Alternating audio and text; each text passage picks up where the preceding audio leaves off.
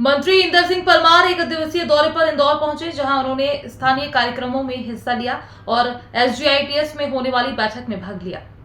Media से चर्चा में उन्होंने नई शिक्षा नीति के तहत डिग्री कोर्स में सेमेस्टर लागू करने की बात कही, जिससे छात्रों का भविष्य एक परीक्षा के आधार पर तय न हो। उन्होंने कहा कि 2020 की राष्ट्रीय शिक्षा नीति शिक्षा की गुणवत्ता और वैज्ञानिक विकल्पों को जोड़ने पर जोर देती है, न कि केवल आध्यात्मिक या धार्मिक पहलुओं पर। इंदौर में हो रहे प्रदर्शन पर परमार ने कहा, बांग्लादेश में हिंदुओं पर हो रहे अत्याचारों को लेकर प्रदेश भर में आक्रोश है, जो वहां की सरकार के लिए चेतावनी है। मध्य प्रदेश का एक बहुत प्रसिद्ध टेक्निकल महाविद्यालय GSTIS की आज गवर्निंग बॉडी की बैठक है। हम हमेशा उसकी बैठक भोपाल में लेते थे, पहले भी ऐसा हुआ है, लेकिन मैंने तय किया कि कैंपस में जाकर के ही उस BOG की बैठक होना चाहिए, इसलिए आज वो बैठक है। साथ ही HL कंपनी के साथ हमारे इंजीनियरिंग कॉलेज का आज एक बड़ा MOU होने वाला है, उस दोनों का एक पर्पज है। तीसरा, हमारे आयुर्वेदिक कॉलेज की साधारण सभा की बैठक मेरे अध्यक्षता में होती है, इसलिए वो बैठक लंबे समय से नहीं हुई है, वो बैठक भी हम आज यहाँ करने वाले हैं।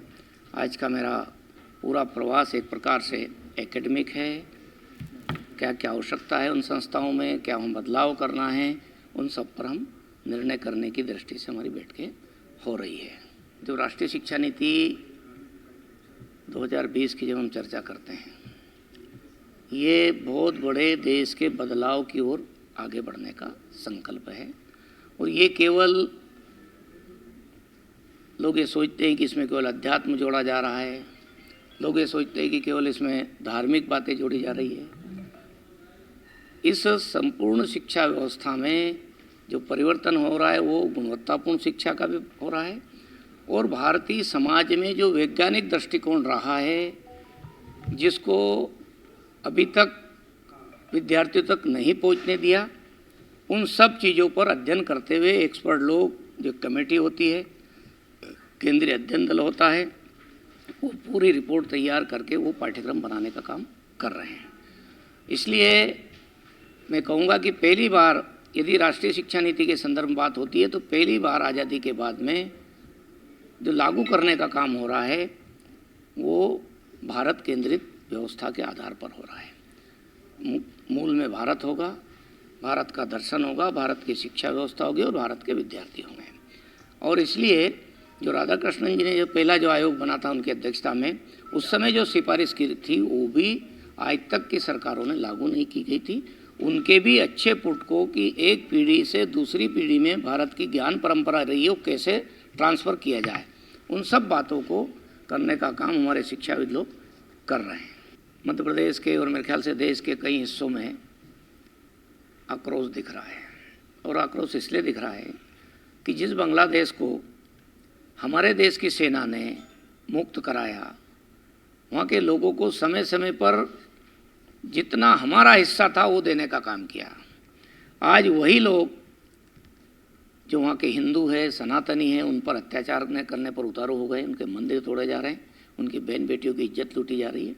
और दुनिया में भारत ही एक ऐसा देश है जो दुनिया के हिंदुओं के बारे में यहाँ की सरकार को भी राय व्यक्त करना पड़ती है और समाज को भी खड़ा होना पड़ता है। तो मैं समझता हूँ कि एक बहुत जिसको कहते हैं कि वहाँ की सरकार के प्रति ज़बरदस्त आक्रोश है कि वहाँ की सरकार चाहते, और दुनिया के जितने भी देश है जो निर्णायक स्थिति में दुनिया में अपनी बात कहते हैं, वो भी आज चुप है।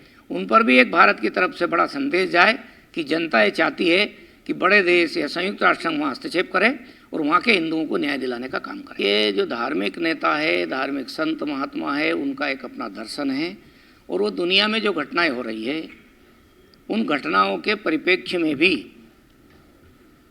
आज इकट्ठे हो रहे हैं। विशेषकर बांग्लादेश के संदर्भ में भारतीय जहाँ सभ्यता है, जहाँ विरासत है, उन लोगों पर जिस प्रकार से हमले हो रहे हैं, आक्रमण हो रहे हैं, मंदिर तोड़े जा रहे हैं, इसलिए स्वाभाविक है कि भारत का संत समाज भी उससे चिंतित है, वही अपनी चिंता व्यक्त कर रहा है।